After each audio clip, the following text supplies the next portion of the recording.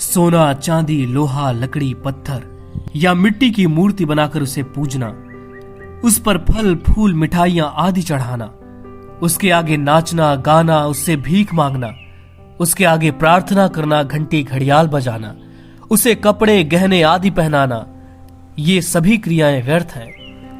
वो जड़ मूर्ति ये सब नहीं जानती। ये ईश्वर की पूजा भी नहीं है। ईश्वर तो सर्वत्र व्यापक होने से फल वस्त्र आदि में भी विद्यमान है और ईश्वर की पूजा मनुष्य की तरह नहीं हो सकती।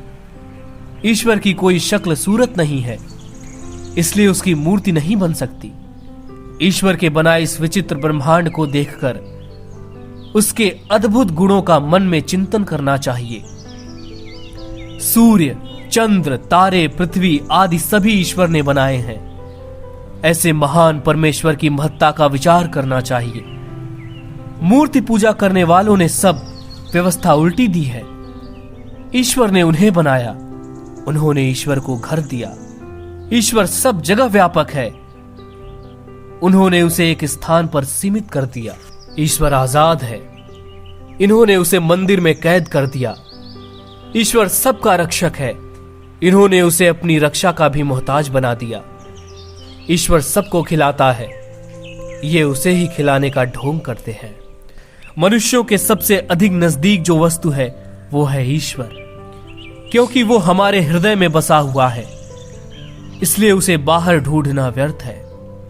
हमने ईश्वर पूजा का मजाक बनाया है, अतः आज सब जगह हमारा मजाक हो रहा है। सत्य, न्याय, परोपकार आदि शुभ कर्मों को हमने छोड़ दिया और निरर्थक मूर्ति पूजा में फंस गए। ये हमारा अत्यंत दुर्भाग्य है। आदि गुरु शंकराचार्य मूर्ति पूजा के कट्टर विरोधी थे। उन्होंने परा पूजा नामक अपनी पुस्तक में बड़े तर्कपूर्ण ढंग से मूर्ति पूजा को गलत सिद्ध किया है। गुरु नानक देव, कबीर, दादू, समर्थक गुरुदास, रामदास आदि संतों ने मूर्ति पूजा का जोरदार खंडन किया है। वेद, शास्त्र, उपनिषद, मनुस्मृति आदि किसी भी वैदिक ग्रंथ में मूर्ति पूजा का विधान नहीं है। इस युग के महानतम वैदिक विद्वान तथा समाज सुधारक महर्षि दयानंद ने तो मूर्ति पूजा को आर्यों, हिंदुओं के पतन का सबसे बड़ा कारण बताया है। तीर्थेषु पशु यज्ञेषु काष्ठे पाषाण मृन्मये प्रतिमायाम मनो ये शाम ते नरा मूढ़ चेतसः। अर्थात तीर्थों में, ऐसे यज्ञों में जिनमें पशु बलि दी जाती है, और लकड़ी, पत्थर, मिट्टी की मूर्ति में जिनका मन है, वे मनुष्य मूढ़मति वाले हैं। स्वगृहे पायसम त्यक्त्वा भिक्षा मृच्छति दुर्मतिः शिलामृत दारु चित्रेषु देवता बुद्धि कल्पिता। अपने घर की खीर को छोड़कर मूर्ख मनुष्य भीख मांगता फिरता है, पत्थर, मिट्टी और लकड़ी में देवताओं की कल्पना करता है। अपने अंदर परमात्मा घर में खीर समान है तथा मूर्ति पूजा भीख समान है। प्रकृति पूजा क्या है? प्रकृति जड़ है और जड़ पदार्थ से ठीक उपयोग लेना ही उसकी सही पूजा है।